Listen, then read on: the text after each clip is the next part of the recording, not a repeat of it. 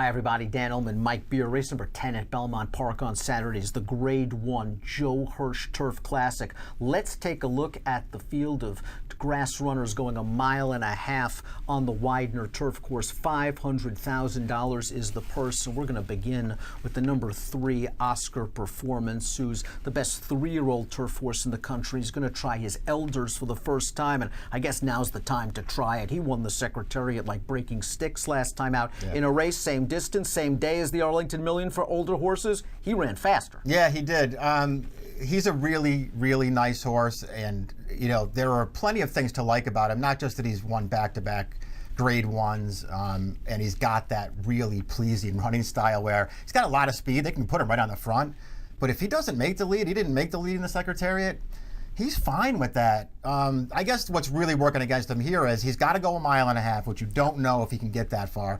He is not necessarily going to get some kind of cozy trip up on the pacing here because it feels like there's more quality speed in this field, and he's just facing way tougher horses, Dan. I mean, as well as I thought he ran in the Secretariat, it was not a strong field. This is a way tougher spot for him. I'm very interested to see how he does. Mile and a half is going to be a big question for the 3 Oscar Performance. It's also going to be a big question for the Arlington Million winner. That's the number 5 Beach Patrol. Let's throw up the Timeform US Pace Projector. You made mention of Oscar Performance's speed, but Beach Patrol can also be close, as he was in the Million, beating 3 of these common foes. I think he was unfairly saddled with a reputation of a hanger. I think he was always a tough little street fighter. Now maybe he just wasn't good enough when he got beaten in races like the Turf Classic or the Gulfstream Park Turf or some of these other starts, but he wants to beat you, and he really dug in to win the Million. Yeah, no, I agree with that. I feel like he's probably been unfairly saddled as a horse who's, you know, lost too many races that he could have won. I really feel like there are legit excuses for the races that he didn't win. He ran well in all of them, and he did get it done last time. A 2-time Grade 1 winner now, both of them at Arlington. I don't know if that means anything. He seems like he runs his race anywhere that you take him. The mile and a quarter, or the mile and a half, I guess, is the real thing here. 5 consecutive triple-digit Beyer speed figures leading into the Joe Hirsch for Beach Patrol, who might try to sink his fangs into Oscar Performance when the real racing begins. 2.5 to 3 furlongs out, and that conceivably could set things up for some late runners. Chad also has the number 1 Money Multiplier, who was just beaten in the Sword Dancer last time out by Sadler's Joy, and we'll get to Sadler's Joy in a bit. You throw out the Joe Hirsch from last year, which was just run on a boggy turf course. It's nothing but triple-digit Beyer speed figures for Money Multiplier, and it could be argued that he's rounding into his form in the 3rd start of the cycle. Yeah, it certainly could. He ran fine off the layoff to win that Monmouth race against a field that, you know, just really couldn't beat him. I thought he ran fine last time.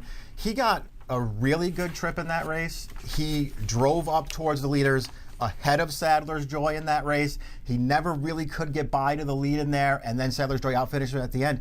He ran fine. He always runs fine. He's a really nice horse.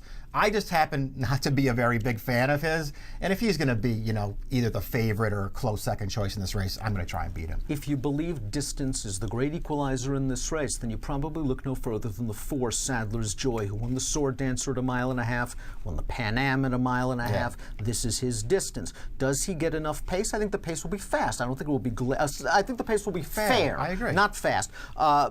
But fair to a horse like Sadler's Joy, who is just, Julian Leparoux knows how to ride him. Yeah, I think that's right. You made that point before the Sword Dancer last time when he was getting back to Leparoux, and I think you're right. Leparoux sort of times it right with this horse. You gotta keep him covered. You gotta keep him covered up as long as you can, and then produce him and let him run. They probably went a little too soon in that disappointing loss 2 starts back in the Bowling Green. He rebounded nicely last time.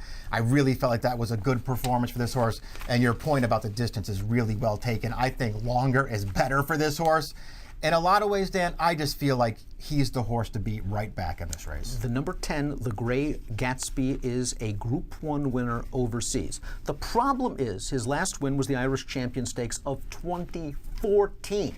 It's been a long time between drinks, to say the least, for the 10, the Gray Gatsby, but he has back class. He's been facing some legitimately good horses in Europe. He's getting Lasix for the first time for an internationally renowned trainer. Has he seen his better days? I guess. I mean, to me, he's too hard to take, although I will say, you know, for a horse who hasn't won a race in over 3 years, Boy, they've just kept him going right in the toughest races over there, right along. I mean, there's been no class relief for this horse. They just keep running him in the really tough races. You know, we'll see what happens. I can't bet him in this race, but it's very interesting that he's here and that he's getting Lasix. Chad Brown takes over the training of Fanciful Angel, who, let's say, he outran his 73-1 odds at the Arlington Million when only beaten a half length. Like many European horses, he is tardy from the gate more often than not. Yeah. For me, the bigger question is the 1.5 miles. Yeah, me too. I don't know how far this horse really wants to go. I'll give him, I guess, the credit he deserves for running second in the Arlington Million last time. Although I gotta say, I thought he just got a great ride in that race. I mean, he didn't break that sharply, which could have been a problem, but it really wasn't. The pace wasn't fast, so he was able to get right into position. I don't know who that rider is. He came over with him. He gave this horse a perfect trip, and he really had a fair shot at that race, and he wasn't quite good enough. He ran well. I don't like him back in this race. Channel Maker won the third jewel of the Canadian Triple Crown, the Breeders' Stakes, at this distance at Woodbine, but only with an 82 Beyer speed figure. Like a 3-year-old like Oscar Performance, he'll be trying older for the first time. Yeah, I like this horse. I really like him as a horse. I just don't like him in this race. Talk about two from Graham Motion's barn. The 6 Ascend upset the Grade 1 Manhattan, making it 3 for 3 with Lasix, going 1.25 miles that day on the Belmont Stakes undercard. Sort of disappointed a bit in the Bowling Green. What did you think of his race in the Million? I thought he ran fine in the Million. It wasn't one of those, things where I feel like, you want to look at it and say, oh, he ran, a lot better than it looks or anything like that. I mean, I just feel like he sort of ran his race, and, I don't know what to say about that Manhattan, which sort of came out of nowhere at a big price. I think what you've seen in his last 2 starts is kind of what he is. He's a good horse. I think he's a contender in this race. And if he goes off at some kind of big price again, I could use him, but he's not my top. I also like him a little bit better a 1.25 than the 1.5 I think that's probably true. He's testing it for the first time. Motion has taken over the train of Mechtal, who was 10th in the Arlington Million. And we've got a positive formulator fact for Kentucky Derby winning trainer Graham Motion. Over the past 2 years, in races restricted to 3-year-olds and older on turf, first time promotion adding Lasix, 35%, a $4 ROI, and this horse showed his class by winning a Group 1 race in France 3 starts back. Now, the distance is a little bit of a question, but when I look at this pedigree, it kind of puts those fears to rest a little bit. It's not really supposed to be. They've tried him at 1.5 miles once over there. He ran fine in that race. That was last year as a 3-year-old. In a Group 1 race. He ran fine. He got into I don't know if he was winning, but he did really get into trouble in the stretch of that race. He got steadied and really lost position in there. So I'm not going to worry about the 1.5 miles for him. I love the formulator stat that you put up there for Graham Motion.